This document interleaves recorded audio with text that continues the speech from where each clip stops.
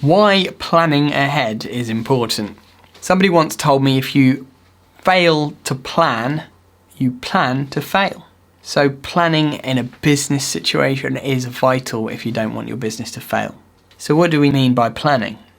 Well, we mean thinking ahead for what is going to happen in the future. And that could be thinking ahead to tomorrow. That could be thinking ahead to next week, next month, next year, or even next decade. Having a plan is absolutely vital.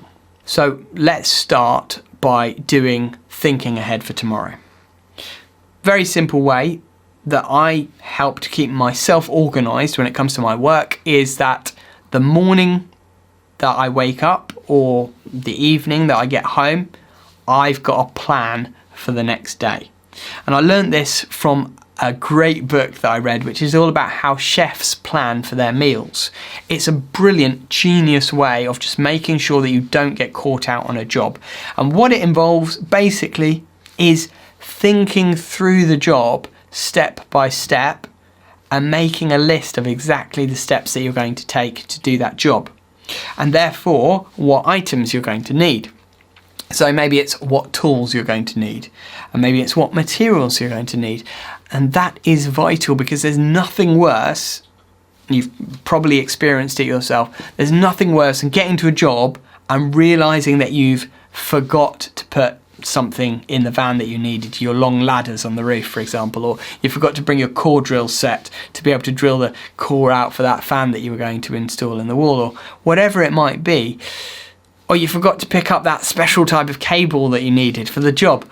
All of these little mistakes are caused by a lack of planning, and they can cause massive delays on your jobs, and that can cause a massive impact to your profitability.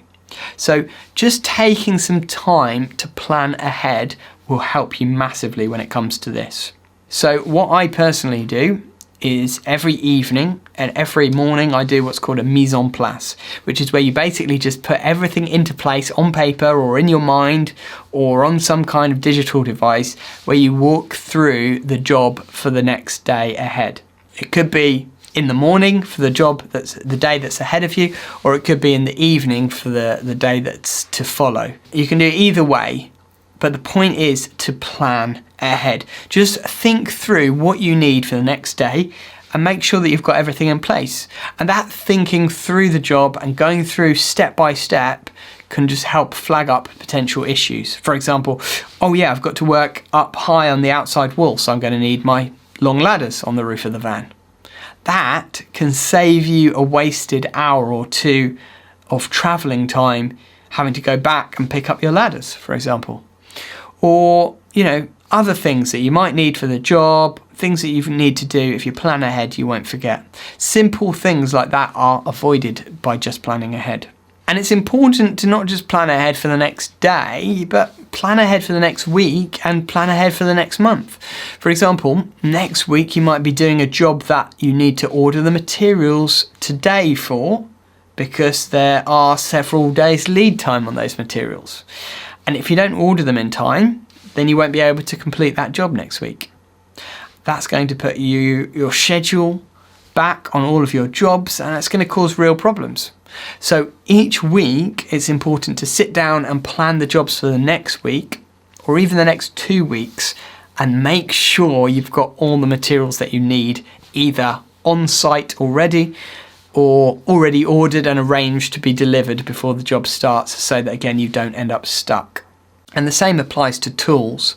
Make sure that if you need a special tool for that job, for example, you might need to hire a tool for this particular job, maybe a scaffold tower or a cherry picker or a special drill or chasing machine. Make sure that you're planning ahead so that you have that tool on the day that you need to use it, so that you can turn up, you've got the tool, you can do the job quickly and efficiently, and there won't be any delays. Because there's nothing more frustrating for a customer than you turning up on site and not realising that you needed a particular item, and therefore having to go off and get it and not being able to complete the job, maybe having to come back another day.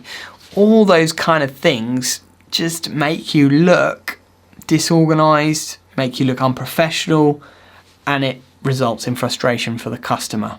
But it's also frustrating for you because you end up wasting loads of time just driving around picking stuff up or having to wait, and that's dead time. Waiting is dead time. And then you realise that it could have been so easily avoided if you just planned ahead. What about planning for months ahead? So for example, if your workflow is getting so much that you realise that actually you're booked now fully for the next 3 months, what might you want to do?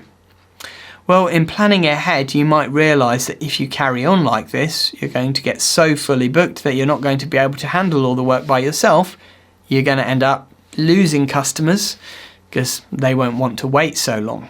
So then you might decide to hire extra staff or take on temporary workers to help you with that flow of work. But again, you can only do that if you think ahead. So rather than just looking at your schedule for this week, look at your schedule for next month too. Or it could be the opposite. You might look at your schedule for next month and actually realise, I've got no work booked in for next month. And by planning ahead, you can do a little extra marketing push right now to make sure that next month you've got all the work that you need to fill out your schedule and to be able to earn the income that you need for you and your family. So again, that's another reason why planning ahead is super important. And then think about planning ahead for a year ahead. So think about where you want to be this time next year. What will you need this time next year? What new avenues of business would you like to cover this time next year? Write down all the things that you would like to have achieved by this time next year and what you will need to do in order to accomplish that. And by doing that, by setting your goal for a year ahead, you'll be much more likely to achieve the things that you're aiming for. And you'll be much more likely to avoid wasting time on things that don't actually help you to achieve your goals. So it's good, for example, when you get to the end of your financial year, to make a goal for your financial year to come. So for example, if your financial year ends on the 5th of April 2022, on the 5th of April 2021, you want to look back on the past year, look at how much you did in terms of turnover, how much you did as profit, and make yourself a goal for the next financial year of the figures that you want to hit. Make your goals and targets ambitious ones that will help you to keep pushing yourself in order to achieve the financial goals that you want to get to. And it will also help you to get things in place to be able to reach those goals in the future. You might also realise when you start planning ahead that certain items such as tools or vehicles are going to need replacing in a certain amount of time. And if you plan ahead, you can put money aside for those things rather than getting to the time when it's actually needing to be replaced and not having the money. For example, a van, you might realise that in a year's time or 2 years' time your van is going to be out of warranty, and you might decide that actually you want to get a new van by then. But the only way you'll be able to afford to do that is if you start putting money aside now to save up for it so that you've got the deposit for your new van. So again, planning ahead is key. Plan ahead every day for the next day.